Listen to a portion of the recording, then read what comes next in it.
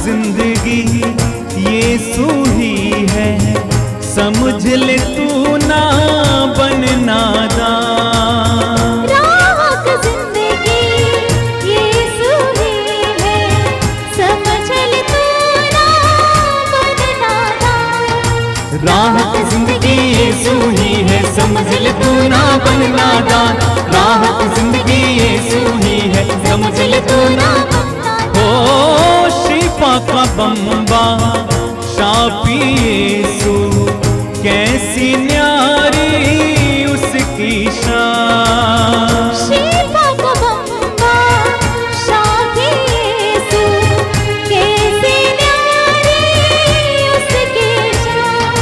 शिफा का बम्बा यीशु, कैसी न्यारी उसकी शान। शिफा का बम्बा शाफी यीशु, कैसी न्यारी उसकी शान। उसका दर ही असल दर है, असल दर है। उसका दर ही असल दर है, असल दर है। उसका दर ही असल दर है, असल दर है। उसका दर ही असल दर है, असल दर है। सुंदर मेरा यीशु सुंदर है, सुंदर है। सुंदर मेरा यीशु सुंदर है, सुंदर है। एक साथ मिलके सुंदर मेरा यीशु सुंदर है, सुंदर है। सुंदर मेरा यीशु सुंदर है, सुंदर है। चाहने वालों की हड्डियों की खुद खालिक रखवाली करे। चाहने वालों की हड्डियों की खुद खालिक रखवाली करे। चाहने वालों की हड्डियों की खुद खालिक रखवाली करे। चाहने वालों की हड्डियों की खुद खालिक रखवाली करे। हो जो डरते अपने मालिक से, उनको अपने रूह से भरे। जो डरते हैं अपने मालिक से, उनको अपनी रूह से भरे। जो डरते अपने मालिक से, उनको अपनी रूह से भरे। जो डरते अपने मालिक से, उनको अपनी रूह से भरे। साथ है फिर वो क्या डर है, क्या डर है। साथ में फिर वो क्या डर है, क्या डर है। हाँ साथ है फिर वो क्या डर है, क्या डर है। साथ में फिर वो क्या डर है, क्या डर है। बदलता सबकी सीरत है, सीरत है। बदलता सबकी सीरत है, सीरत है। बदलता सबकी सीरत है, सीरत है। बदलता सबकी सीरत है, सीरत है। सुंदर मेरा यीशु सुंदर है, सुंदर है। सुंदर मेरा यीशु सुंदर है, सुंदर। लहू में उसकी कुदरत है, लहू में उसकी कुदरत है, कुदरत है। गाए लहू में उसके कुदरत है, कुदरत है। बदलता सबकी सीरत है, सीरत है। बदलता सबकी सीरत है, सीरत है। बदलता सबकी सीरत है, सीरत है। बदलता सबकी सीरत है, सीरत है। सुंदर मेरा यीशु सुंदर है, सुंदर है। सुंदर मेरा यीशु सुंदर है, सुंदर है। एक साथ सुंदर सुंदर सुंदर सुंदर सुंदर यीशु है। सुंदर सुंदर सुंदर सुंदर सुंदर बार बार गाएंगे। सुंदर सुंदर सुंदर सुंदर सुंदर यीशु है। आहा सुंदर सुंदर सुंदर सुंदर सुंदर यीशु सुंदर है। सुंदर सुंदर सुंदर सुंदर सुंदर यीशु सुंदर मेरा यीशु सुंदर है, सुंदर है।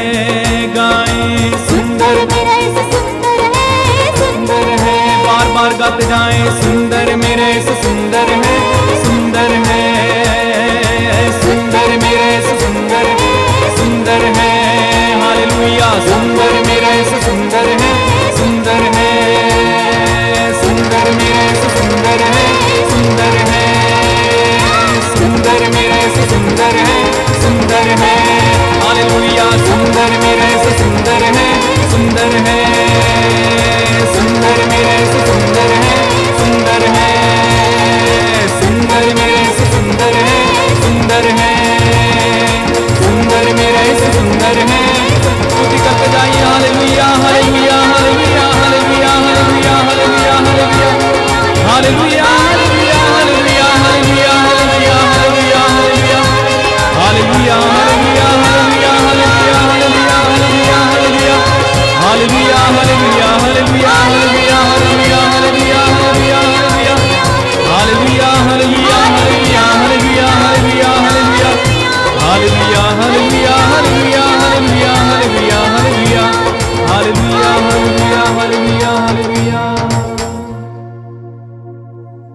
Hallelujah hallelujah hallelujah hallelujah. Hallelujah. Yeshu की स्तुति हो, यीशु की स्तुति हो, यीशु को धन्यवाद, यीशु को धन्यवाद, पिता की स्तुति हो, पिता की स्तुति हो, पिता को धन्यवाद, पिता को धन्यवाद, पवित्र आत्मा की स्तुति हो, पवित्र आत्मा की स्तुति, पवित्र आत्मा को धन्यवाद। पवित्र आत्मा को धन्यवाद। अपनी आंखें बंद कीजिए।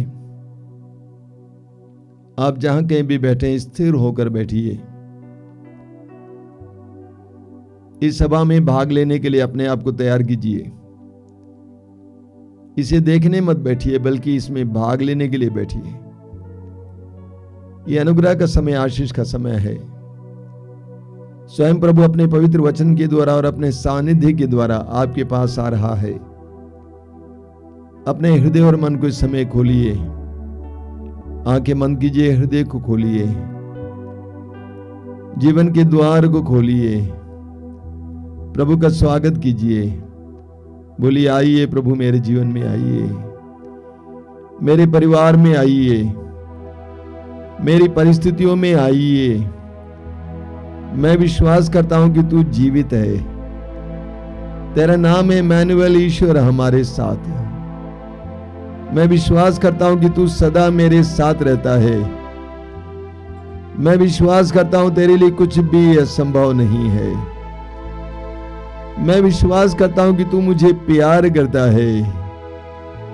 विश्वास करता हूं कि तू मेरे पापों का नजरअंदाज करता है, क्षमा करता है। मैं विश्वास करता हूं कि तू धर्मियों के लिए नहीं बल्कि पापियों के लिए आया। मुझ जैसे टूटे फूटे इंसान के लिए आया। यीशु, मैं विश्वास करता हूं। इन पवित्र क्षणों के लिए मैं तुझे धन्यवाद देता हूं।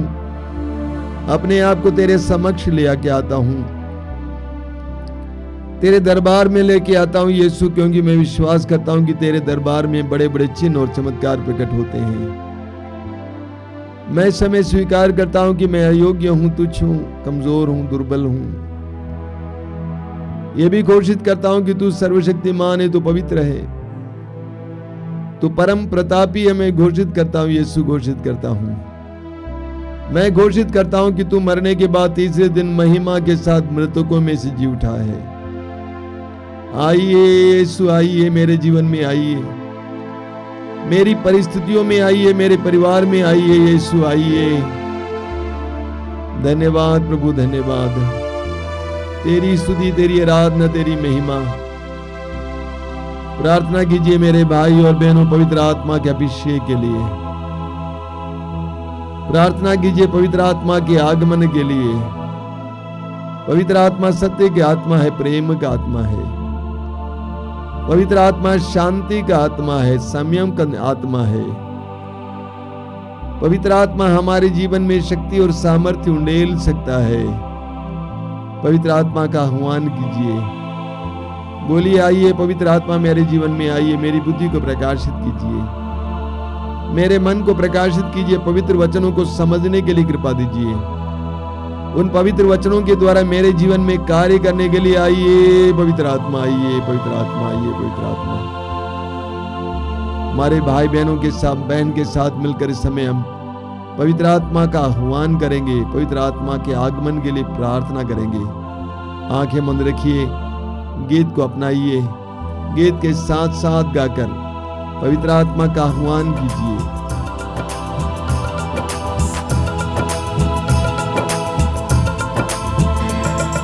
पावन आत्मा,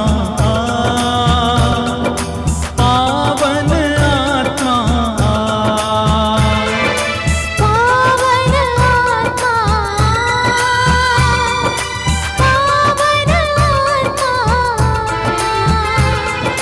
पावन आत्मा,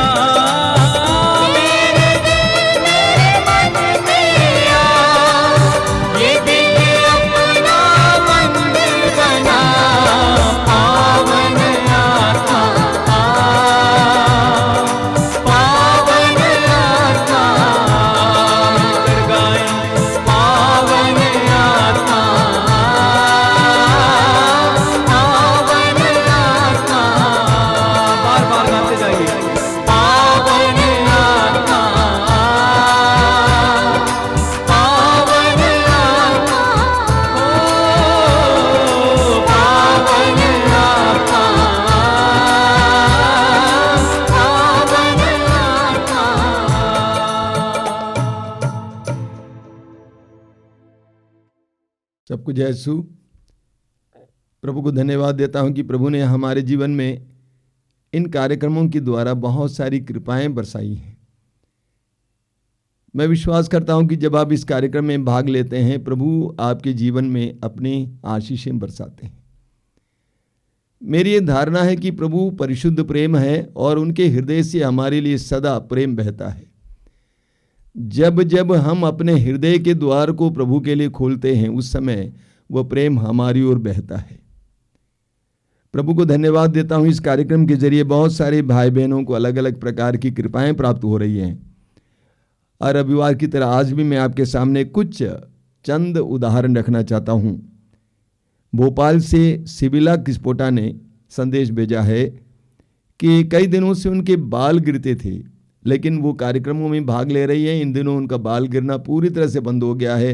वो प्रभु को धन्यवाद देना चाहती हैं। बोलिए hallelujah, hallelujah, hallelujah, hallelujah, hallelujah, hallelujah. Jharkhand से सुषमा कोंकारी, उनके पेट में 5 साल से लगातार दर्द था, दवा खा रही थी बराबर, और पेट में ट्यूमर पाया गया।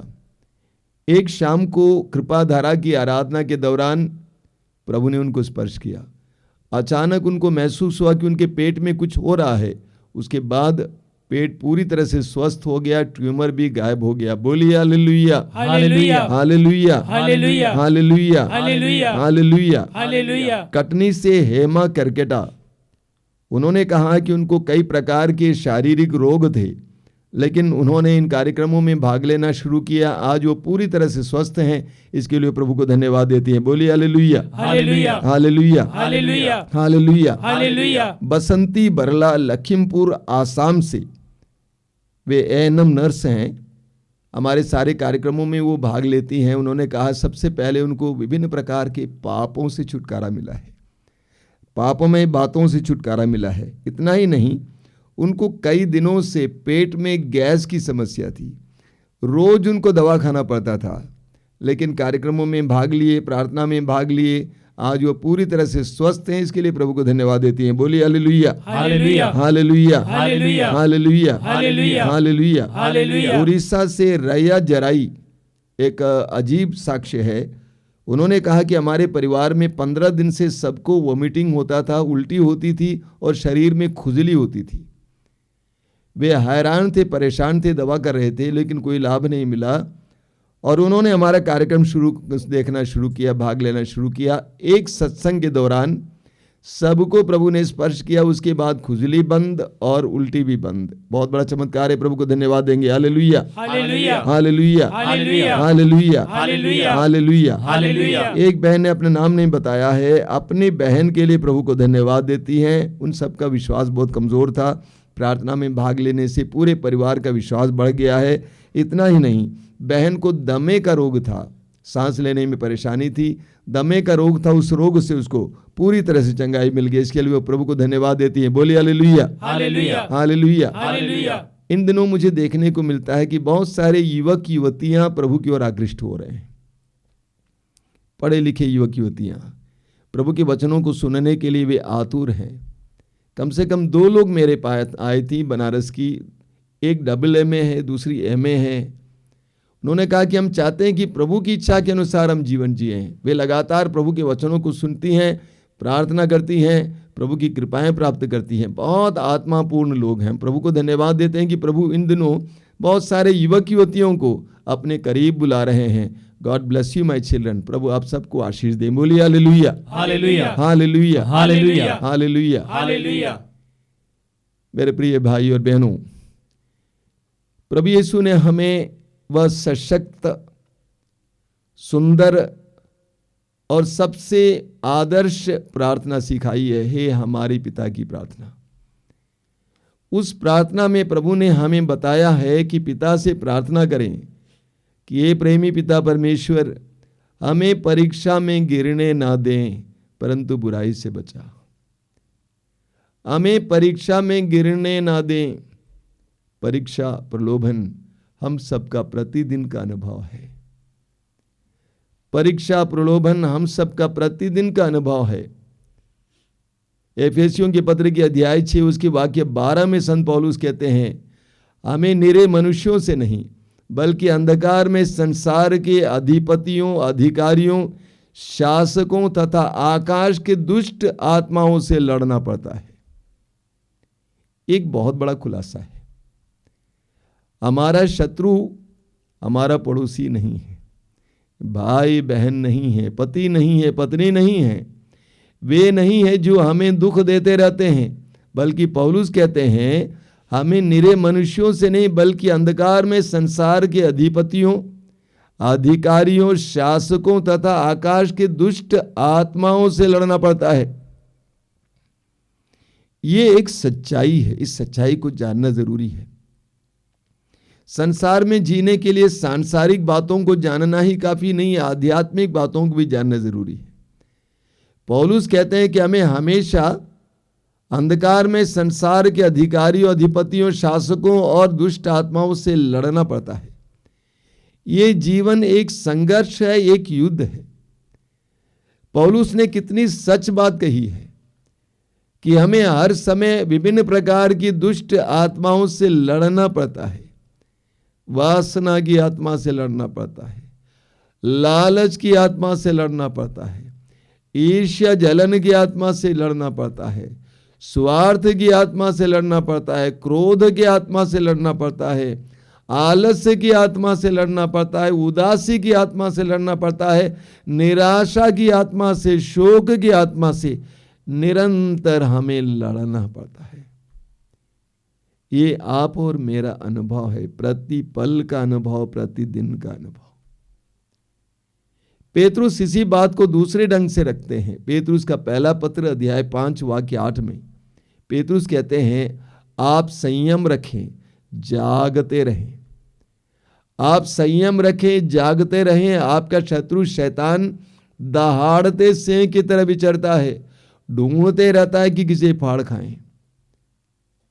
पेतरुस भी हमारे सामने आध्यात्मिक रहस्यों के बारे में खुलासा कर रहे हैं। पेतरुस कहते हैं आप संयम रखें और जागते रहें। क्यों? क्योंकि आपका शत्रु शैतान, शैतान शब्द का अर्थ ही शत्रु है, आपका शत्रु शैतान दहाड़ते सिंह की तरह विचरता है और ढूंढते रहता है कि किसे फाड़ खाएं। हम सभी जानते हैं कि शैतान ने कितनी जिंदगियों को फाड़ कर बर्बाद कर डाला है, कितने परिवारों को फाड़ कर बर्बाद कर डाला है, कितने रिश्ते तोड़कर बर्बाद कर डाला है। मैं बहुत सारे ऐसे भाइयों को जानता हूं जिनको मैं युवावस्था में जानता था, अच्छे खासे लोग, चरित्रवान लोग, अच्छे लोग, बुद्धिमान लोग, लेकिन आज शैतान के चंगुल में आने के बाद इस कदर वे गुलाम बनाए गए हैं कि वे चाहते हुए भी बुराई से बाहर नहीं निकल पाते। चाहे वो नशा हो, वासना हो, गलत रिश्ता हो, निकल नहीं पाते हैं। तो पेतरुस कहते हैं कि शैतान हमें बर्बाद करने में तुला हुआ है। कोरिन्थियों के दूसरे पत्र के अध्याय 11 वाक्य 14 में पौलुस एक और बात समझाते हैं। पौलुस कहते हैं इसमें कोई आश्चर्य नहीं है कि शैतान कभी कभी स्वर्गदूत का, ज्योतिर्मय स्वर्गदूत का स्वांग रचता है। शैतान मनुष्य को गिराने के लिए सबसे आकर्षक स्वांग रचता है। शैतान मनुष्य को गिराने के लिए आकर्षक स्वांग रचता है। कभी भी शैतान अपने स्वभाव और स्वरूप में नहीं आता है, आकर्षक स्वरूप में आता है, हमको भ्रमित करने वाले स्वरूप में आता है, हमें भ्रमित करने वाले स्वरूप में आता है। तो शैतान कभी कभी अच्छे लोगों के जरिए हमारे जीवन में काम कर सकता है, अच्छे परिवेश में हमारे साथ काम कर सकता है, हमारे विरुद्ध काम कर सकता है। तो शैतान कभी कभी स्वर्गदूत का स्वांग रचता है। प्रभु यीशु स्वयं मत्ती के सुसमाचार के अध्याय 18 वाक्य 7 में कहते हैं, मैं आपको समझाने का प्रयास कर रहा हूं कि कैसे हम प्रलोभनों के शिकार हैं। मत्ती के सुसमाचार के अध्याय 18 उसके वाक्य 7 में प्रभु यीशु कहते हैं प्रलोभन अनिवार्य है। मैं इतना ही लेता हूं। प्रभु कहते हैं प्रलोभन अनिवार्य है। अनिवार्य शब्द आप समझते हैं, यानी बिना इसके हम रह नहीं सकते। मनुष्य के लिए, मनुष्य के जीवन में प्रलोभन अनिवार्य है, आवश्यक है। मानो क्यों प्रलोभन अनिवार्य है? सबसे पहले ईश्वर ने हम मनुष्यों को अपना प्रतिरूप बनाया। ईश्वर स्वतंत्र है, आजाद है। ईश्वर ने हमें आजाद बनाया है। प्रलोभन उस आजादी का हिस्सा है। आजादी का मतलब चुनने का अधिकार। ईश्वर ने हमें भले और बुरे को चुनने का अधिकार दिया है। विधि विवरण ग्रंथ के अध्याय 30 उसके वाक्य 15 और 19 में पढ़ते हैं, प्रभु कहते हैं, मैं तुम्हारे सामने जीवन और मृत्यु, भलाई और बुराई दोनों रखता हूं, तुम चुनो। बाइबल में बार बार हमें इस तरह चुनने का अवसर मिलता है, अवसर देते हुए हम देखते हैं। ईश्वर ने आदम और हेवा को चुनने का अवसर दिया। इसी तरह बाइबल में बार बार हम पढ़ेंगे। तो ईश्वर ने हमें स्वतंत्र बनाया, आजाद बनाया, इसीलिए प्रलोभन अनिवार्य है। प्रलोभन वास्तव में क्या है? चुनाव है, चुनना है। प्रलोभन अनिवार्य। प्रभु यीशु कहते हैं क्यों? ताकि हम प्रलोभन का सामना करते हुए प्रलोभनों में शैतान को हराकर पवित्र बन जाते हैं।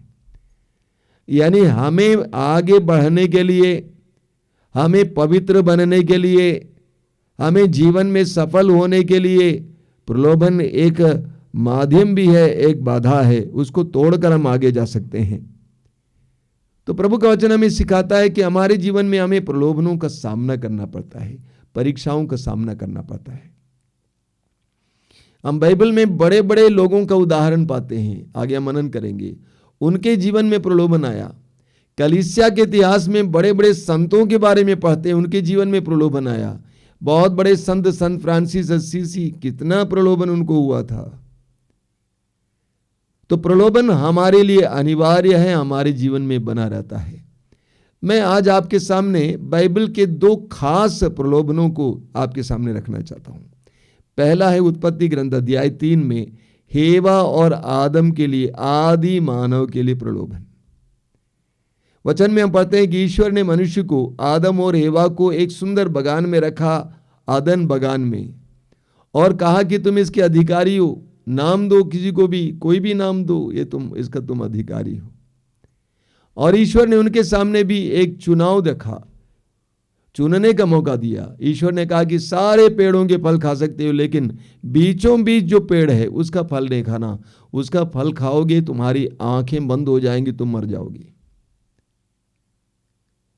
ईश्वर वहां से अड़ जाता है और वहां पर सांप आ जाता है, सर्प आ जाता है, शैतान आता है और हेवा से पूछता है क्या ईश्वर ने कुछ कहा है इसके बारे में। हेवा बताती है कि ईश्वर ने कहा यदि तुम इसको खाओगी मर जाओगी।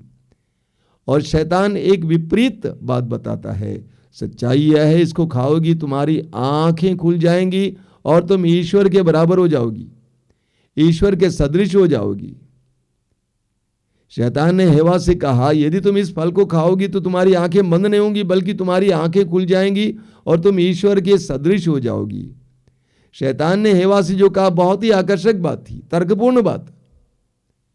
अंग्रेजी में एक सुंदर गीत है, open my eyes O Lord, मेरी आंखों को खोल दे प्रभु। सुंदर गीत है, हम लोग बराबर गाते भी हैं, बोलते भी हैं, प्रभु मेरी आंखों को खोलिए, मेरे नयनों को खोलिए। हिंदी में हम लोग वो गीत गाते हैं, मेरे दिल में बसने वाले प्रभु मुझे तेरे जैसा बना दे। तो शैतान ने जो कहा हेवा को बिल्कुल तर्कपूर्ण बात थी। हेवा को बहुत अच्छी लगी क्योंकि शैतान ने कोई गलत बात नहीं कहा। शैतान ने कहा कि अगर तुम इसको खाओगी तुम्हारी आंखें खुल जाएंगी और तुम ईश्वर के सदृश हो जाओगी। कितनी अच्छी बात है। मैं एक बात आपके सामने रखना चाहता हूं, प्रलोभन अक्सर तर्कपूर्ण होता है, लॉजिकल होता है। शैतान हमारे सामने कोई उटपटांग बात नहीं लाता है, तर्कपूर्ण बात लाता है। आंखें खुलना अच्छी बात है, ईश्वर के सदृश होना अच्छी बात है, हमें ईश्वर के सदृश होना चाहिए, बनना चाहिए, उनकी तरह बनना चाहिए, अच्छी बात है। तो प्रलोभन अक्सर इस तरह तर्कपूर्ण रहता है। यही कारण है कि आधुनिक इंसान आसानी से गिर जाता है। आधुनिक इंसान को तर्क चाहिए। एक छोटा उदाहरण लीजिए, एक छोटा सा बच्चा है, उसको बताया जाए ऐसा नहीं करना तो बच्चा क्या जवाब देगा? बच्चा पूछेगा क्यों? हर जगह आधुनिक इंसान क्यों रखता है, क्या कारण है? हमारे बाप दादा ये नहीं सोचते थे, वे तर्कपूर्ण नहीं थे, वे कहते थे अच्छा नहीं है, ये प्रभु की दृष्टि में बुरा है, ऐसा नहीं करना चाहिए, बस क्योंकि लिए दूसरा कोई जवाब नहीं है। तो आधुनिक इंसान तर्क के अनुसार जाता है, इसलिए आसानी से शैतान के पंजे में आ जाता है, वो शैतान के उस तंत्र में आ जाता है, उस फंदे में आ जाता है, क्योंकि तर्क के अनुसार वो आगे बढ़ता है। तो सबसे पहली बात यह है कि शैतान जो भी प्रलोभन लाता है वो तर्कपूर्ण बात को लेकर आता है। मैं यहां पर उदाहरण नहीं देना चाहता हूं, बहुत सारे उदाहरण आप अपने जीवन से देख सकते हैं। आपको लगा कि अच्छा है, ऐसी बात शैतान आपके सामने लाएगा ताकि आप आराम से गिर जाएं। दूसरी बात, शैतान ने हेवा के विश्वास पर प्रहार किया, उसकी बुद्धि पर प्रहार किया, उसके दिमाग पर प्रहार किया, क्योंकि शैतान जानता था ये जो सोचेगी वही करेगी। इसीलिए शैतान ने उसकी बुद्धि पर प्रहार किया, उसके विश्वास पर प्रहार किया। तीसरी बात, शैतान ने उसके मन में संदेह डाला। शैतान यही करता है, संदेह डाला, ईश्वर पर संदेह, ईश्वर के प्रेम पर संदेह। क्या ईश्वर ने हमें प्रेम किया है? वास्तव में प्रेम करता? अगर प्रेम करता तो ये बात क्यों बोलता? ईश्वर के प्रेम पर संदेह, ईश्वर की आज्ञा पर संदेह, आदेश पर, क्या ये आज्ञा सही है गलत है? ईश्वर के वचन पर संदेह, प्रभु ने जो कहा क्या वो वचन भरोसामंद है? तो शैतान ने उसके मन में एक संदेह डाला। याद है आपको मत्ती अध्याय 14 में पेतरुस ने संदेह किया और वो डूबा। तो हेवा और आदम ने संदेह किया ईश्वर पर, ईश्वर की वाणी पर, ईश्वर के आदेश पर। शैतान ही आज भी करता है, हमारे मन में शैतान संदेह डालता है, सही ना, संदेह डालता है ईश्वर पर, ईश्वर की बातों पर, ईश्वर के वचन पर, ईश्वर के आदेश पर संदेह डालता है। तीसरी बात, शैतान ने आदम और हेवा के मन में लालच का बीज डाला। तुम्हारी आंखें खुल जाएंगी, ईश्वर के सदृश हो जाओगे। लालच का बीज बोया और लालच बढ़कर उनके लिए विनाश का कारण बना। आगे शैतान ने उनके मन को भ्रमित कर दिया। आदम और हेवा भ्रमित हो गए, उनके समझ में नहीं आ रहा था क्या सही है क्या गलत है। वास्तव में शैतान आधुनिक इंसान के साथ भी यही करता है, आप और मेरे साथ भी यही करता है, हमें भ्रमित कर देता है। इसलिए हमें प्रलोभन में समझने की आवश्यकता है, हम तर्क के साथ नहीं जा सकते। शैतान हमें भ्रमित करता है। अब देखिए, हेवा ने शैतान के वश में आने के बाद, फिर प्रलोभन में पड़ने के बाद, फिर उस फल को देखा और वचन में लिखा हुआ है उसको बहुत सुंदर दिखाई देने लगा, स्वादिष्ट दिखाई देने लगा।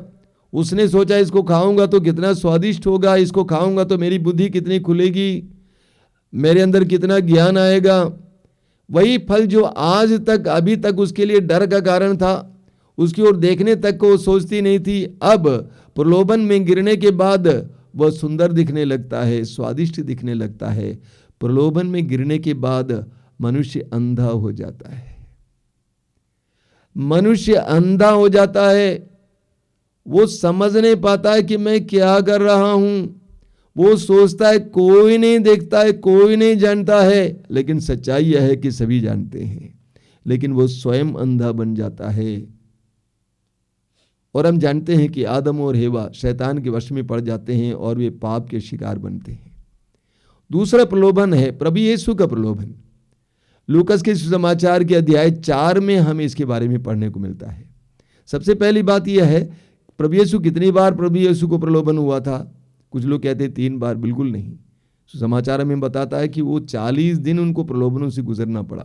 अलग अलग प्रकार के प्रलोभन उसके सामने रखे जा रहे थे, लेकिन 40 दिन और 40 रात के उपवास और प्रार्थना के बाद जब वो आध्यात्मिक रूप से पुष्ट हो गए, पवित्र आत्मा से भर गए, उस समय शैतान प्रभु के सामने 3 खास प्रलोभन लाता है। सबसे पहली बात, जो हमें जानना और मनन करने की आवश्यकता हुई है कि प्रभु यीशु के सामने शैतान ने यह खास प्रलोभन उस समय लाया जब यीशु आध्यात्मिक रूप से पुष्ट हो गए थे, आध्यात्मिकता की पराकाष्ठा में थे, ऊंचाई पर थे। शैतान यही करता है। जब हम लोग आध्यात्मिक रूप से अच्छे होंगे, परिवार में सब कुछ अच्छा होगा, उसी समय शैतान मारेगा। जब हम लोग ऊंचाई पे हैं, उस समय शैतान मारेगा, ताकि हम गिरेंगे तो हमारी हड्डियां टूट जाएंगी। यही शैतान करता है। तो पहली बात यह है कि जब प्रभु यीशु अपने आध्यात्मिक अनुभव की चोटी पर थे, उस समय शैतान ये 3 बड़े प्रलोभन उनके सामने लाता है। 3 प्रलोभन क्या क्या हैं? सबसे पहले प्रभु यीशु को 40 दिन और 40 रात के उपवास और प्रार्थना के बाद इतनी भूख लगी होगी, आप सोच सकते हैं। वो चल नहीं पाते रहे होंगे। वचन में लिखा हुआ है कि वो बहुत कमजोर हो गए। ऐसे में शैतान आता है और कहता है, यदि तुम ईश्वर के पुत्र हो, ये काम कर, इन पत्थरों को रोटियों में परिवर्तित कर और उसे खा ले। प्रलोभन क्या है? सबसे पहली बात, शैतान कह रहा है कि तुम्हारे अंदर शक्ति है, सामर्थ्य है, तुम ईश्वर के पुत्र हो। 40 दिन और 40 रात के उपवास और प्रार्थना के द्वारा तुम्हारे अंदर आध्यात्मिक ताकत आई है, और उस ताकत को अपने लिए इस्तेमाल कर रोटी बनाओ और खा जाओ। पूरे सुसमाचारों में हम पढ़ते हैं कि प्रभु यीशु ने बहुत सारे चमत्कार और चिन्ह प्रकट किया, लेकिन एक भी चमत्कार या चिन्ह प्रभु ने अपने लिए प्रकट नहीं किया। यानी शैतान की प्रेरणा यह थी, शैतान उकसा रहा था कि ईश्वर के द्वारा दिया गया यह सामर्थ्य, ईश्वर से प्राप्त यह अधिकार, ये शक्ति अपने लिए इस्तेमाल करो। प्रभु ने इनकार किया। आज हमें देखने को मिलता है समाज से प्राप्त ताकत, शक्ति, अधिकार, पद को कैसे दुरुपयोग किया जाता है। हर स्तर पे, राजनीति के स्तर पे, धर्म के स्तर पे, हर स्तर पर उनको प्राप्त अधिकार और पद का और शक्ति का कैसे दुरुपयोग किया जाता है। यहां तक कि दूसरों को कष्ट देने के लिए दुरुपयोग किया जाता है। ऐसे में प्रभु यीशु का यह प्रलोभन हमारे लिए एक सुंदर उदाहरण है। प्रभु ने इनकार किया। दूसरा है कि शैतान ने कहा कि इन पत्थरों को रोटी बना दो और खा जाओ। तो प्रभु यीशु ने क्या कहा? मनुष्य केवल रोटी से नहीं जीता, बल्कि परमेश्वर के मुख से निकलने वाले हर एक वचन से। यानी प्रलोभन क्या था? सिर्फ रोटी से जीने के लिए प्रलोभन। आधुनिक इंसान का ये मैं सोचता हूं सबसे बड़ा प्रलोभन है। भोजन पर ही जोर है, शरीर पर ही जोर है, शारीरिक सुंदरता, शारीरिक पुष्टता, शारीरिक स्वास्थ्य, लेकिन अन्य बातों का ख्याल नहीं किया जाता है। शरीर को बनाना, शरीर को यानी अंग्रेजी में कहा जाता है बॉडी सेंटर्ड लाइफ, शरीर केंद्रित जीवन। प्रभु यीशु ने कहा कि मनुष्य केवल रोटी से नहीं जीता, बल्कि परमेश्वर के मुख से निकलने वाले हर एक वचन से जीता है। अगला प्रलोभन क्या था? प्रभु यीशु को यरूशलेम मंदिर की चोटी तक ले जाता है शैतान और कहता है कि कूदो, अगर तुम ईश्वर के पुत्र हो तो कूदो, तुम गिरोगे और तुम्हें कुछ नहीं होगा, क्योंकि लिखा हुआ है कि तुम्हारे दूत तुम्हारी रक्षा करेंगे। कूदो, सभी लोग देखेंगे और तुम्हें कुछ नहीं होगा, तुम खड़े हो जाओगे एक जादूगर की तरह, संसार के सामने तुम मसीहा बन के दिखाओगे। प्रभु ने कहा ना,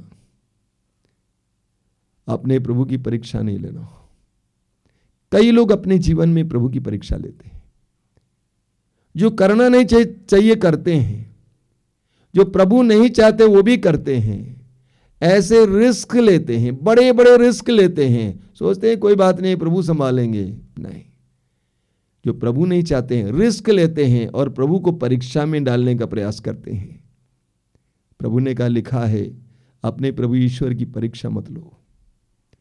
तीसरा प्रलोभन, यह भी महत्वपूर्ण है। प्रभु यीशु को पहाड़ की चोटी पर ले जाता है और सारे संसार को दिखाता है कि यह सब मेरा है, मैं तुमको दे दूंगा सांसारिक वैभव। क्या करना होगा? तुम्हें मेरी आराधना करनी होगी। बहुत जबरदस्त उदाहरण है। आधुनिक इंसान का मैं सोचता हूं ये एक बहुत बड़ा प्रलोभन है। सांसारिक वैभव के लिए, सांसारिक उपलब्धि के लिए, चीजों के लिए, पोजेशन के लिए, धन के लिए, पद के लिए, अधिकार के लिए शैतान कहता है मेरी आराधना करो, थोड़ा सा समझौता कर लो। झूठ बोलने से क्या जाता है? थोड़ा सा झूठ बोलना अच्छा है, तुम्हें फायदा हो तो। हिसाब किताब थोड़ा टेढ़ा मेढ़ा करो, अगर तुमको फायदा है तो अच्छी बात है। शैतान यही कहता है मेरी आराधना करो। प्रभु ने कहा, लिखा है अपने प्रभु ईश्वर को छोड़कर और किसी की आराधना मत करो। सवाल यह खड़ा होता है कि प्रभु यीशु ने शैतान का या प्रलोभनकर्ता का कैसे सामना किया। प्रभु यीशु ने शैतान के साथ कोई बातचीत शुरू नहीं की। प्रभु यीशु ने कहा हट जाओ शैतान, हट जाओ शैतान। हम मनुष्यों को प्रभु यीशु से सीखने की आवश्यकता है। चाहे कोई भी व्यक्ति हो, कोई भी चीज हो, हमारे सामने प्रलोभन के रूप में आता है, हमें कहना है हट जाओ शैतान। That's all. प्रारंभ में ही बोलना है, बातचीत नहीं करना, मोलभाव नहीं करना। बाद में आप शैतान से बच नहीं पाएंगे। आपको लगता है कि शैतान मुझे अपने वश में करने के लिए आ रहा है, इस पैसे के द्वारा, इस पद के द्वारा, इस नर के द्वारा, इस नारी के द्वारा। तो हमें शैतान से कहना हट जाओ शैतान, हट जाओ शैतान। यह हमें प्रभु यीशु सीखना है। प्रभु यीशु शैतान से ऐसे कैसे कह पाए? क्योंकि उन्होंने 40 दिन और 40 रात उपवास और प्रार्थना की। 40 दिन और 40 रात उपवास और प्रार्थना करने के बाद प्रभु के अंदर शैतान को हट जाओ शैतान कहने के लिए सामर्थ्य आया। मार्कुस के सुसमाचार के अध्याय 9 में हम पढ़ते हैं कि प्रभु यीशु के शिष्यों के पास एक व्यक्ति ने अपने पुत्र को ले आया और उसका पुत्र अबदूत ग्रस्त था और आग में, जल में गिर जाता था। शिष्यों ने उसको अबदूत को हटाने के लिए प्रयास किया, लेकिन हटा नहीं पाया। अंत में वह यीशु के पास लेके आता है और यीशु ने अबदूत को हटाया। उसके बाद शिष्यों के साथ प्रभु यीशु घर पे थे। शिष्यों ने प्रभु से पूछा कि प्रभु हम क्यों नहीं हटा पाए? मार्कुस अध्याय 9 वाक्य 29 में आप पढ़ेंगे। प्रभु ने कहा ये जाति सिवाय उपवास और प्रार्थना के नहीं हटाई जा सकती है। बिना उपवास और प्रार्थना के ये जाति नहीं हटाई जा सकती है। प्रभु यीशु ने शैतान को हटाया, मना किया, हटाया, क्योंकि उनके अंदर उपवास और प्रार्थना के द्वारा शक्ति थी। उपवास और प्रार्थना के द्वारा शक्ति थी। इसीलिए प्रभु यीशु कहते हैं कि प्रार्थना करो, प्रार्थना करो। देखिए, एक बात को जानना जरूरी है, इस संसार में कोई भी जगह ऐसी नहीं है जहां पर शैतान का प्रभाव नहीं होता है। इस संसार में कोई भी व्यक्ति ऐसा नहीं है जो शैतान के प्रभाव में नहीं आ सकता है। वचन में आप पढ़ेंगे बड़े बड़े लोग शैतान के वश में आ गए। इस्राएल का राजा साउल, जिसको प्रभु ने नियुक्त किया था, सामुएल के द्वारा अभिषिक्त किया था, उसने प्रभु की आज्ञा का उल्लंघन किया। प्रभु के हृदय के अनुसार चुना गया अभिषिक्त राजा दाऊद, जो 40 साल तक इस्राएल पर शासन किया, वह गिर गया। एक नारी को नहाते हुए देखकर वो गिर गया। सुलेमान, जिसके बारे में बाइबल में कहा गया कि प्रज्ञापूर्ण राजा, संसार के सबसे प्रज्ञापूर्ण राजा, वो भी गिर गया। सैमसन के बारे में हम पढ़ते हैं न्यायकर्ताओं के ग्रंथ के अध्याय 15, 16 इत्यादि में। सैमसन के अंदर पवित्र आत्मा का विशेष सामर्थ्य था, वो भी गिर गया। अगर इतने बड़े बड़े प्रभु के चुने हुए लोग गिर गए तो आप और मेरी क्या दशा होगी?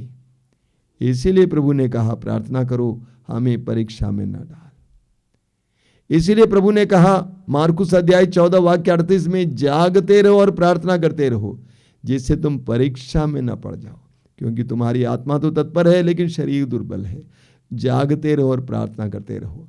मेरे प्रिय भाई और बहनों, प्रलोभन हर मनुष्य का अनुभव है, लेकिन प्रलोभन में ना गिरने के लिए हमें प्रार्थना करने की जरूरत है। व्यक्तिगत रूप से प्रार्थना करने की जरूरत है।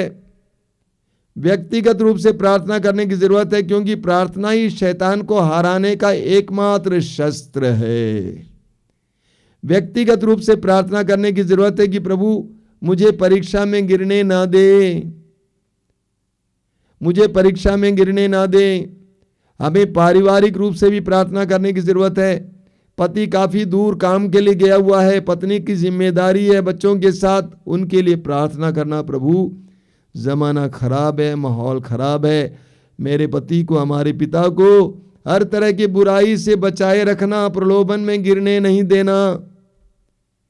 बेटा या बेटी दूर पढ़ने के लिए गए हैं, माहौल बहुत खराब है, कई बार मैं आपको बोल चुका हूं, बहुत खराब है, हर प्रकार की बुराई का तूफान चल रहा है। ऐसे में खड़ा रहना, सुरक्षित रहना बहुत कठिन है। ऐसे में माँ बाप की जिम्मेदारी बनती है कि वे अपने बेटे के लिए, बेटी के लिए निरंतर प्रार्थना करें कि प्रभु मेरे बेटे को, मेरी बेटी को प्रलोभन में गिरने नहीं देना। हमें प्रार्थना करने की जरूरत है। इसीलिए प्रभु यीशु कहते हैं प्रार्थना करो, हे पिता हमें परीक्षा में गिरने ना दे, हमें परीक्षा में गिरने ना दे। हमें एक दूसरे के लिए प्रार्थना करने की जरूरत है। हमें, अगर आप मसीही हैं, विश्वासी हैं, पुरोहितों और धर्म बहनों के लिए प्रार्थना करने की जरूरत है। अगर पुरोहित या धर्म बहन है, आपको पारिवारिक लोगों के लिए प्रार्थना करने की जरूरत है। सब के सामने यही समस्या है, प्रलोभन, परीक्षा। हमें निरंतर प्रार्थना करनी है, हे पिता हमें परीक्षा में ना गिरने दें, बल्कि बुराई से बचा। आमीन। आइए हम प्रार्थना करें।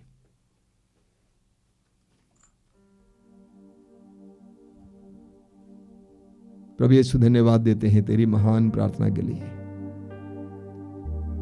उस आदर्श प्रार्थना में तूने हमें बताया है कि हम लोगों को प्रार्थना करनी है, हमें परीक्षा में गिरने ना दे। तू स्वयं परीक्षा में गिरने से बचा, क्योंकि तू प्रार्थना में ताकत पाया था। प्रभु यीशु हमें भी प्रार्थना में जीवन जीने की कृपा दीजिए। प्रार्थना में जीवन जीने के बावजूद भी हमें परीक्षाओं का सामना करना पड़ता है, उन क्षणों में हमें बचा के रखना यीशु। तेरे दूतों को भेजकर हमारी हर परिस्थिति में हमें बचा के रखना यीशु, बचा के रखना यीशु, बचा के रखना। तू ही हमारा एकमात्र संरक्षण है, रक्षक है। तेरा पवित्र रक्त हमें संरक्षण देता है। धन्यवाद यीशु, धन्यवाद। तेरी स्तुति, तेरी आराधना, तेरी महिमा।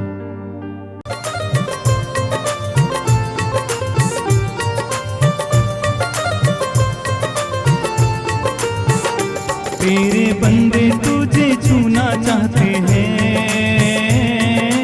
आजा यीशु राजा। तेरे बंदे तुझे छूना चाहते हैं, आजा यीशु राजा। तेरे बंदे तुझे छूना चाहते हैं, आजा यीशु राजा।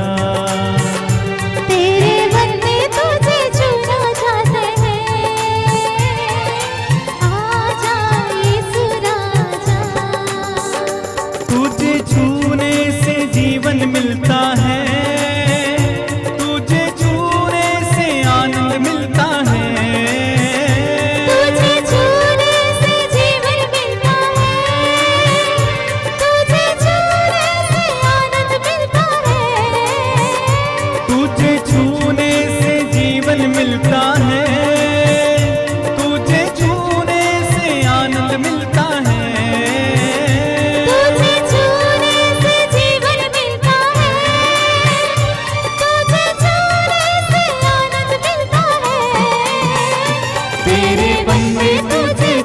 चाहते हैं, आजा यीशु राजा। ओ तेरे बंदे तुझे छूना चाहते हैं, आजा यीशु राजा।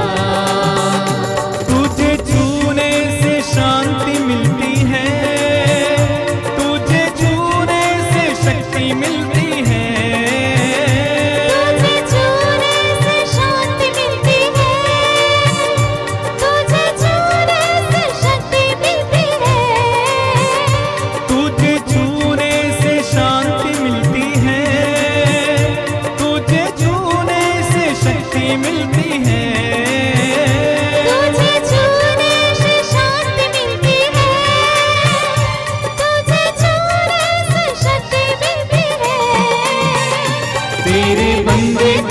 छूना चाहते हैं।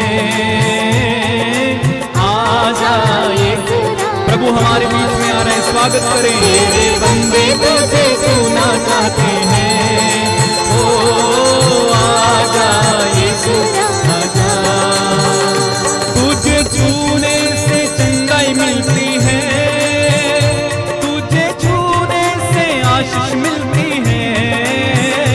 तुझे छूने से चंगाई मिलती है, तुझे छूने से आशीष मिलती है।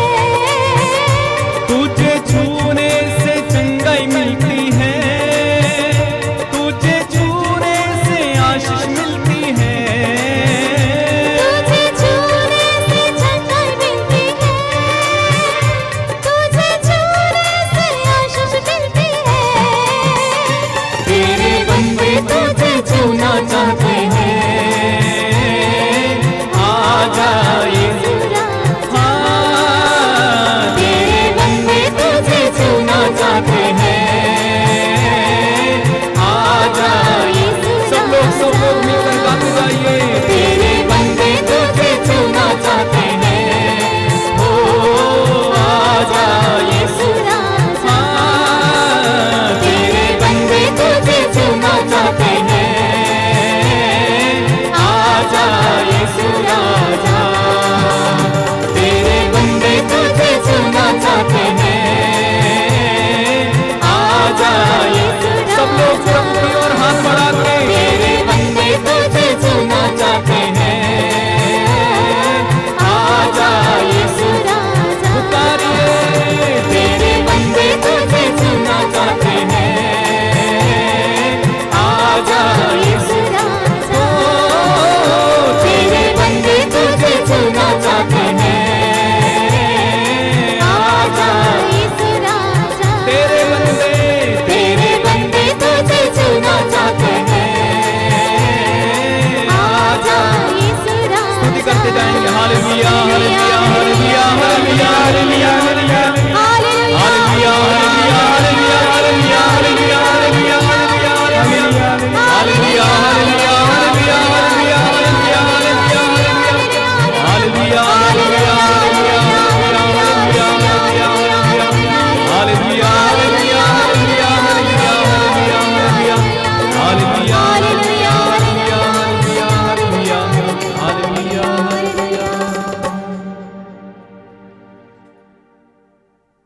इस पवित्र वेदी पर विराजमान प्रभु यीशु की हम आराधना करते हैं।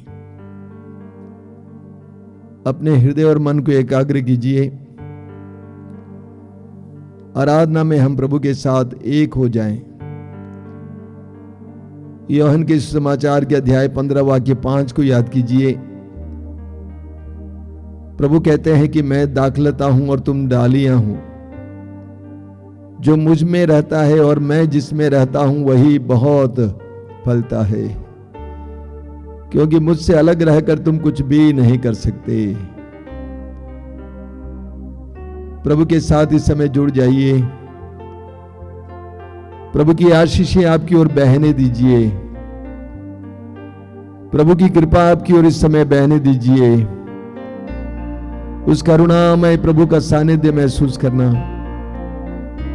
जिस तरह एक बच्चा अपने मां के पास आ जाता है, अपने पिता के पास आता है, उसी तरह उतनी आजादी के साथ इस समय प्रभु के पास आइए। अपने आप को छोटे बालक की तरह बनाइए और प्रभु के सामने अपने आप को तुच्छ समझिए। पेतरुस अपने पहले पत्र के अध्याय 5 उसके वाक्य 7 में कहते हैं, सर्वशक्तिमान के सामने अपने आप को छोटा बनाइए, नम्र बनाइए। अपने आप को प्रभु के सामने हम नम्र बनाएं, छोटा बनाएं। हम मिट्टी मात्र हैं, श्वास मात्र हैं। इस सत्य को जानते हुए इस समय प्रभु के सामने नम्र बनकर आएंगे। प्रभु से कहिए कि मैं स्वीकार करता हूं कि प्रभु मैं मिट्टी मात्र हूं, मैं श्वास मात्र हूं, मैं हूं जो सो तेरे कारण है।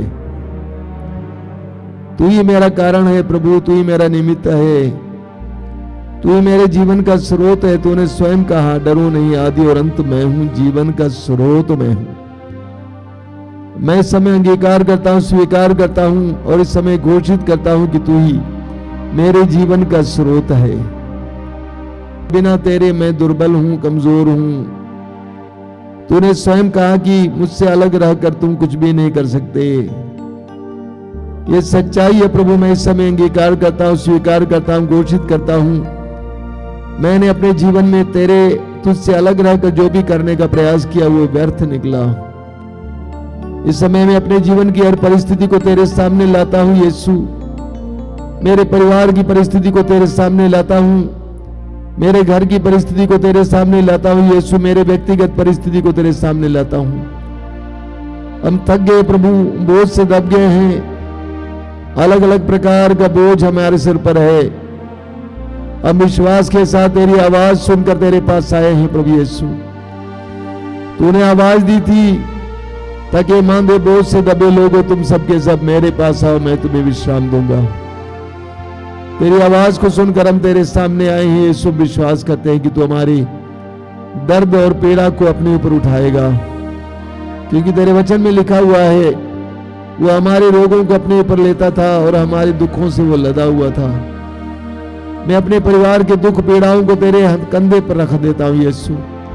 हमें स्वतंत्र करेगा, मैं विश्वास करता हूं। विश्वास के साथ तेरी उपस्थिति में बैठा हूं। आंखें बंद करना मेरे भाई मेरी बहन, आंखें बंद करके समय प्रभु की उपस्थिति में बैठिए। अपने हृदय को प्रभु के सामने खोलिए। हन्ना की तरह, सामुएल की मां हन्ना की तरह, जिसने कहा कि मैं प्रभु के सामने अपने हृदय को उंडेल रही थी, अपने हृदय को खोल रही थी। विश्वास और भरोसे के साथ अपने हृदय को समय प्रभु के सामने खोलिए।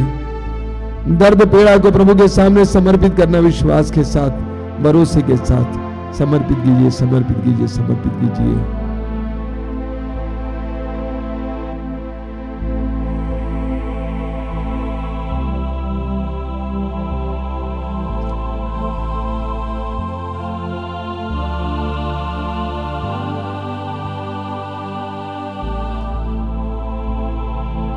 बोलिए hallelujah, hallelujah, hallelujah, hallelujah. Yeshu की आराधना हो, यीशु की आराधना हो, यीशु की महिमा हो, यीशु की महिमा हो। Hallelujah, hallelujah, hallelujah. हालेलुया। तुम जो सर्वोच्च के आश्रय में रहते, तुम जो सर्वोच्च के आश्रय में रहते और सर्वशक्तिमान की और सर्वशक्तिमान की छत्र छाया में सुरक्षित हो, छत्र छाया में सुरक्षित हो। तुम प्रभु से ये कहो, तुम प्रभु से यह तू कहो, ही मेरी शरण है, तू ही मेरी शरण है, तू ही मेरी शरण तू ही है, मेरी शरण है। मेरा गढ़, मेरा गढ़, मेरा ईश्वर, मेरा तुझ ईश्वर, पर ही भरोसा रखता हूँ। तुझ पर ही भरोसा रखता वह हूँ। तुम्हें बहेलिए के फंदे से, वह तुम्हें बहेलिए के फंदे से, घातक महामारी से छुड़ाता है। घातक महामारी से छुड़ाता है। वह अपने पंख फैलाकर वह अपने पंख फैलाकर तुमको ढक लेता है। तुमको ढक लेता है। तुम्हें उसके पैरों के नीचे तुम्हें उसके पैरों के नीचे शरण स्थान मिलता है। शरण स्थान मिलता उसकी है। सत्य प्रतिज्ञता उसकी सत्य प्रतिज्ञा तुम्हारी ढाल तुम्हारी है ढाल है और तुम्हारा कवच। और तुम्हारा कवच। तुम्हें न तो रात्रि की आतंक से भय होगा तुम्हें न तो रात्रि के आतंक से भय होगा और न दिन में चलने वाले बाण से, और न दिन में चलने वाले बाण से,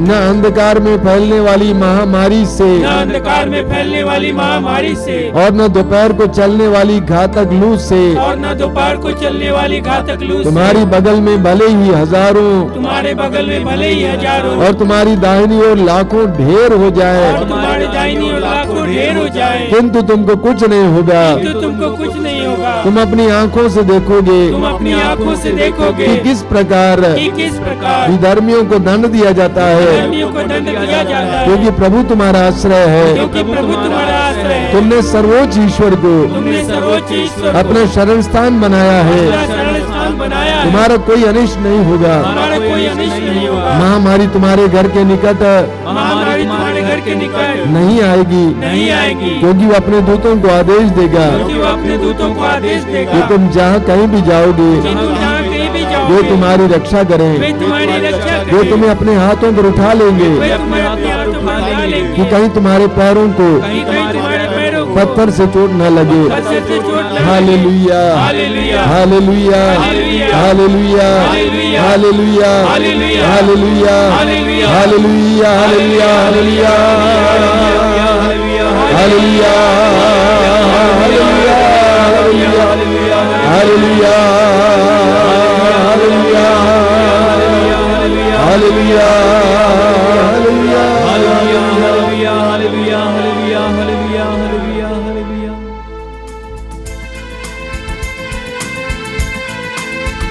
मेरे मन प्रभु की तू आराधना कर, क्योंकि वो भला है। है मेरे मन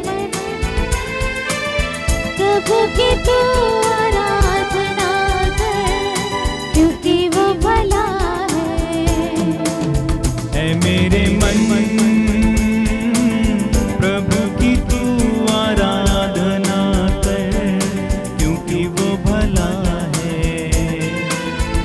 मेरे मन प्रभु की तू आराधना कर, क्योंकि वो भला है। उपकार किए हैं तुझ पर जब तूने नहीं जाना, फिर भी गले लगाया, क्योंकि यीशु भला है।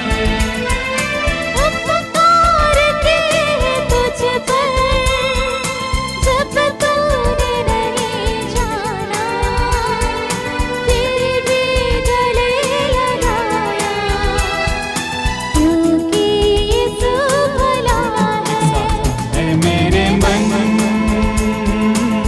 प्रभु की तू आराधना कर, क्योंकि वो भला है मेरे मन प्रभु की तू आराधना कर, क्योंकि वो भला है। गाते जाइए। है मेरे मन प्रभु की तू आराधना कर, क्योंकि वो भला है मेरे मन प्रभु की तू आराधना कर, क्योंकि वो भला है मेरे मन प्रभु की तू आराधना कर, क्योंकि वो भला है।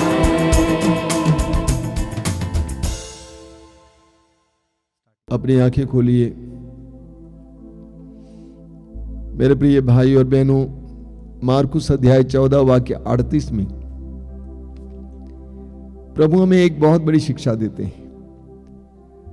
प्रभु कहते हैं जागते रहो और प्रार्थना करते रहो, जिससे तुम परीक्षा में ना पड़ जाओ। जागते रहो और प्रार्थना करते रहो, जिससे तुम परीक्षा में ना पड़ जाओ। आगे प्रभु कहते हैं क्योंकि आत्मा तो तत्पर है परंतु शरीर दुर्बल है। एक एक वचन महत्वपूर्ण है। प्रभु ने कहा जागते रहो और प्रार्थना करते रहो, जिससे तुम परीक्षा में ना पड़ जाओ। हम जानते हैं कि हमें चारों ओर से शैतान, दुष्ट आत्माएं अपने वश में करने का प्रयास कर रही हैं। ऐसे में प्रभु हमें बताते हैं कि जाग कर प्रार्थना करना, अपने को जगाए रखना, यानी सतर्क रखना। जागने का मतलब हर रात को जागना नहीं है। अपने को जगाए रखना, सतर्क रखना कि हम क्या कर रहे हैं, कहां जा रहे हैं, किससे बात कर रहे हैं, इत्यादि इत्यादि। अपने को जगाए रखना और प्रार्थना करते रहना। जब हम प्रार्थना करते हैं हमें प्रभु की तरह सामर्थ्य मिलता है, शैतान का सामना करने के लिए शक्ति मिलती है। जब हम प्रार्थना करते हैं हमें पवित्र आत्मा का आवरण मिलता है, हमें पवित्र आत्मा का सामर्थ्य मिलता है, और शैतान हमारे ऊपर हमला नहीं कर पाएगा, शैतान हमें हरा नहीं पाएगा, जिस तरह प्रभु यीशु को शैतान हरा नहीं पाया। आगे प्रभु यीशु एक रहस्य बताते हैं। वो रहस्य क्या है? आत्मा तो तत्पर है परंतु शरीर दुर्बल है। यानी प्रभु हमें बता देते हैं कि तुम्हारा शरीर दुर्बल है। इस सच्चाई को जानो। तुम कितने भी बलवान क्यों ना हो, तुम्हारी इच्छा शक्ति कितनी मजबूत क्यों ना हो, इस सत्य को जानो कि तुम्हारा शरीर दुर्बल है। इसका कोई भरोसा नहीं। कभी ये तुझे धोखा दे तुम्हें नहीं मालूम है। इसलिए इस शरीर को शैतान के विरुद्ध खड़ा करने के लिए, शैतान के उस चंगुल से बचाए रखने के लिए शरीर में पवित्र आत्मा के अभिषेक की जरूरत है। प्रेरित चरित्र अध्याय 1 वाक्य 8 में प्रभु यीशु स्वयं कहते हैं कि जब पवित्र आत्मा तुम पर उतरेगा तो तुम्हें सामर्थ्य मिलेगा, तुम्हें सामर्थ्य मिलेगा। लूकास अध्याय 24 वाक्य 49 में पढ़ेंगे। वहां पर हम पढ़ते हैं, प्रभु ने शिष्यों से कहा कि तब तक तुम शहर में बने रहो जब तक कि तुम ऊपर की शक्ति से संपन्न ना हो जाओ। ये ऊपर की शक्ति क्या है? पवित्र आत्मा की शक्ति से संपन्न ना हो जाओ। हमारे जीवन में हम कई बार गिरे हैं। क्यों गिरे हैं? क्योंकि हमें पवित्र आत्मा की शक्ति प्राप्त नहीं थी। हमारी इच्छा शक्ति काफी नहीं है, हमारा शारीरिक सामर्थ्य काफी नहीं है। हमें पवित्र आत्मा के अभिषेक की जरूरत है, पवित्र आत्मा की शक्ति की जरूरत है। पेतरुस के अंदर पवित्र आत्मा की शक्ति नहीं थी, इसीलिए वो हार गया, यीशु को छोड़कर भाग गया। 3 बार यीशु का अस्वीकार किया, इनकार किया। लेकिन पवित्र आत्मा से भर जाने के बाद वही पेतरुस सामर्थ्यवान बन जाता है, उसके अंदर शक्ति आ जाती है, शैतान का सामना करने के लिए सामर्थ्य मिलता है। तो प्रार्थना के द्वारा हमें पवित्र आत्मा का अभिषेक मिलता है। पवित्र आत्मा का अभिषेक शैतान से लड़ने के लिए हमारे लिए एक शक्तिशाली गढ़ बन जाता है, किला जैसे बन जाता है। आज हम प्रभु से प्रार्थना करेंगे कि प्रभु मुझे प्रार्थना का वरदान दीजिए, ताकि मेरे जीवन में सामर्थ्य रहे, शक्ति रहे, शैतान के हर फंदे से बचने के लिए, हर प्रलोभन से बचने के लिए। बोलिए hallelujah, hallelujah, hallelujah, hallelujah, hallelujah, hallelujah, hallelujah, hallelujah, hallelujah, hallelujah. हे प्रभु यीशु, हे प्रभु यीशु, तूने हमें सिखाया है, तूने हमें सिखाया है, इस तरह प्रार्थना करो, इस तरह प्रार्थना हे करो। प्रेमी पिता, हे प्रेमी पिता, हमें परीक्षा में गिरने ना दे, हमें परीक्षा में गिरने ना दे, हमें परीक्षा में गिरने ना दे, हमें परीक्षा में गिरने ना दे, परंतु बुराई से बचा, परंतु बुराई से बचा। हम आज इस समय प्रभु हम इस समय प्रभु इसी प्रार्थना को दोहराते हैं, इसी प्रार्थना को दोहराते हैं। हमें परीक्षा में गिरने ना दे, हमें परीक्षा में गिरने ना दे, हमें परीक्षा में गिरने ना दे, हमें परीक्षा में गिरने ना दे। पवित्र आत्मा की शक्ति से पवित्र आत्मा की शक्ति से हमें भरपूर कीजिए, हमें भरपूर कीजिए। पवित्र आत्मा के सामर्थ्य से पवित्र आत्मा के सामर्थ्य से हमें ढक दीजिए, हमें ढक दीजिए। शैतान के हर प्रलोभन का शैतान के हर प्रलोभन का सामना करने के लिए, सामना करने के शैतान लिए, के हर फंदे से शैतान के हर फंदे से बचने के लिए बचने के लिए पवित्र आत्मा का सामर्थ्य दीजिए, पवित्र आत्मा का सामर्थ्य पवित्र आत्मा का अभिषेक दीजिए। पवित्र आत्मा का अभिषेक। हालेलुया,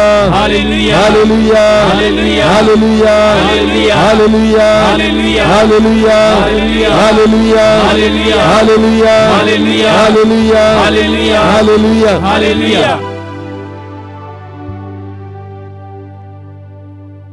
हम इस समय विशेष रूप से रोगियों के लिए प्रार्थना करेंगे, और रविवार को विशेष करके चंगाई के लिए प्रार्थना होती है। चंगाई देने वाला यीशु है, हम लोग मात्र प्रार्थना करेंगे, लेकिन चंगाई देते हैं प्रभु यीशु एक सत्य है। आपने कई साक्ष्य भी सुना है, आज ही आपने साक्ष्य सुना है कि कैसे प्रभु हमें चंगाई देते हैं। आपके बीच में भी कई साक्ष्य होंगे कि इस सत्संग के दौरान, इस प्रार्थना के दौरान कैसे प्रभु हमें चंगाई देते हैं। आइए हम इस समय प्रार्थना करें, अपने रोगों को प्रभु के हाथ में समर्पित करेंगे, अपने रोगों को प्रभु के हाथ में समर्पित करेंगे। आपके शारीरिक रोग और मानसिक रोग को यीशु के हाथ में दीजिए। आपका रोग कितना भी गंभीर क्यों ना हो, कितना ही पुराना क्यों ना हो, यीशु के हाथ में दे दीजिए। आपका रोग कितना ही गंभीर क्यों ना हो, पुराना क्यों ना हो, प्रभु के हाथ में दे दीजिए। आज इसी वक्त प्रभु यीशु को आपके जीवन में कार्य करने दीजिए। प्रभु यीशु ने कहा है, विश्वास करने वाले मेरा नाम लेकर अब दूतों को निकालेंगे, वे रोगियों पर हाथ रखेंगे और रोगी चंगे हो जाएंगे। प्रभु यीशु आइए इस समय, आइए यीशु आइए, इस सभा में उतर आइए, इस सभा में उतर आइए। पवित्र आत्मा को भेजकर इस समय अपने सामर्थ्य को ढेल दीजिए। हर प्रकार के रोग से हमें छुटकारा देने के लिए, पुराने से पुराने रोग से छुटकारा देने के लिए, कैंसर के रोग से, एड्स के रोग से, कोविड के रोग से, मिर्गी के रोग से, हृदय के रोग से, अन्य प्रकार के रोगों से हमें छुटकारा देने के लिए आइए यीशु। आज इसी वक्त इस प्रार्थना में भाग लेने वाले एक एक भाई बहन को तेरी चंगाई का एहसास हो यीशु। आइए मेरे भाई और बहनों, मुख खोलकर हम प्रभु की स्तुति करते जाएंगे। जो लोग रोगी हैं अपने रोग को प्रभु के हाथ में देना और मुख खोलकर स्तुति करते जाना, अपने रोग को समर्पित करते हुए हालेलुया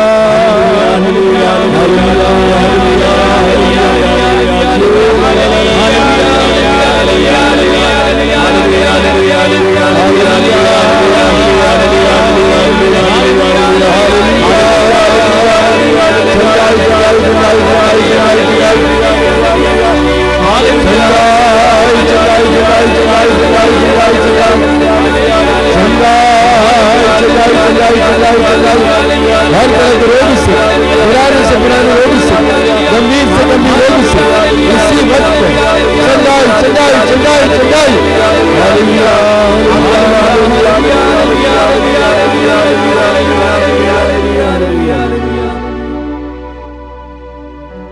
प्रभु को धन्यवाद दीजिए कि प्रभु इस समय हमारे बीच में काम कर रहे हैं। कई भाई बहनों को जिनके कान से मवाद गिरता है, गंदगी गिरती है, प्रभु ने आपको छुआ है, आपको चंगाई दी है। आपके कान अभी से स्वच्छ होंगे, स्वस्थ होंगे। प्रभु को धन्यवाद देना, साक्ष्य सुनाना। रीढ़ की हड्डी में कोई समस्या के कारण कुछ लोग ढंग से बैठ नहीं पाते, चल नहीं पाते। रीढ़ की हड्डी में समस्या, प्रभु यीशु समय डॉक्टरों के डॉक्टर, वैद्यों के वैद्य प्रभु यीशु समय आपको स्पर्श कर रहे हैं।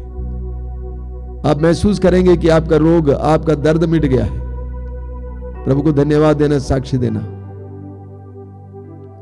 कई भाई बहनों को पाप को छोड़ने के लिए कृपा मिल रही है, पाप में रिश्तों को छोड़ने के लिए। प्रभु ने आज आपको चंगाई दी है, इससे आपको रिश्ता छोड़ने के लिए कृपा दी है। कई लोग अपने जीवन में उपलब्धि के लिए, बड़े बड़े काम करने के लिए प्रार्थना कर रहे थे। प्रभु कहते हैं कि तुम प्रभु की इच्छा को जानने का प्रयास करो और अपने को समर्पित करो। धन्यवाद यीशु, तेरी महिमा। सिर के ऊपरी हिस्से में बराबर दर्द होना, अलग अलग प्रकार का अनुभव सिर के ऊपरी हिस्से में, और परेशान रहते हैं। रात को सोते समय भी समस्या है। प्रभु यीशु ऐसे लोगों को चंगाई दे रहे हैं। धन्यवाद देना, प्रभु को धन्यवाद देना।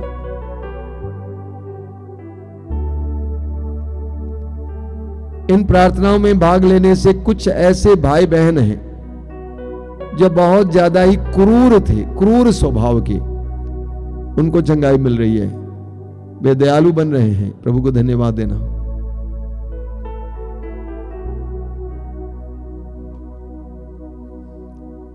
अभी तुरंत परम प्रसाद की आशीष, उससे पहले मैं आपको याद दिलाना चाहता हूं कि मातृधाम आश्रम से ये जो कार्यक्रम प्रसारित हो रहे हैं, हर रोज सुबह 5 बजे रोज की रोटी, 6:30 बजे मिस्सा बलिदान, दोपहर को 3 बजे करुणा माला, शाम को 7 बजे कृपा धारा। इसके अलावा हर मंगलवार को शाम को 5 बजे युवा तरंग, हर शुक्रवार को 6 बजे पवित्र रक्ताभिषेक प्रार्थना, और हर रविवार को दोपहर को 12 बजे ये पवित्र मातृधाम सत्संग।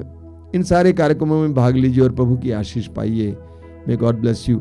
आप जब इस समय आराधना के इस आशीष के समय जो लोग तेल और पानी लाए अपने हाथ में उठा के पकड़ेंगे आशीष के लिए, प्रभु इन सारी चीजों को आशीष दे। बोलिए hallelujah, hallelujah, hallelujah, hallelujah. Yeshu की आराधना हो, यीशु की आराधना, यीशु की स्तुति हो, यीशु की स्तुति हो। हे प्रभु यीशु, हे प्रभु यीशु, इस जल को, इस जल को, इस तेल को आशीष दीजिए, आशीष दीजिए। इसे शुद्ध कीजिए, इसे शुद्ध कीजिए, पवित्र कीजिए, पवित्र कीजिए। तेरे पवित्र वचन के द्वारा, तेरे पवित्र वचन के द्वारा अपना सामर्थ्य उड़ेल अपना दीजिए। सामर्थ्य उड़ेल दीजिए। Hallelujah, hallelujah. हे प्रभु यीशु, हे प्रभु यीशु, इसके द्वारा कई लोगों को बंधनों से आजादी मिले, रोगों से छुटकारा मिले।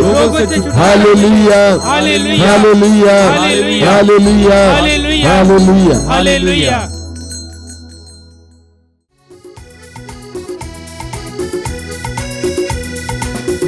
बोलो जय निकर जय, बोलो जय यीशु की जय, बोलो जय निकर जय, बोलो जय यीशु की जय, बोलो जय जय जय, बोलो जय निकर जय, बोलो जय यीशु की जय, बोलो जय निकर जय, बोलो जय यीशु की जय, बोलो जय जय जय।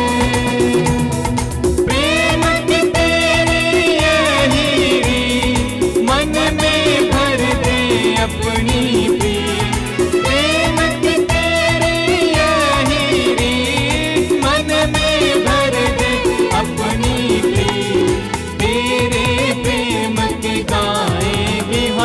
आके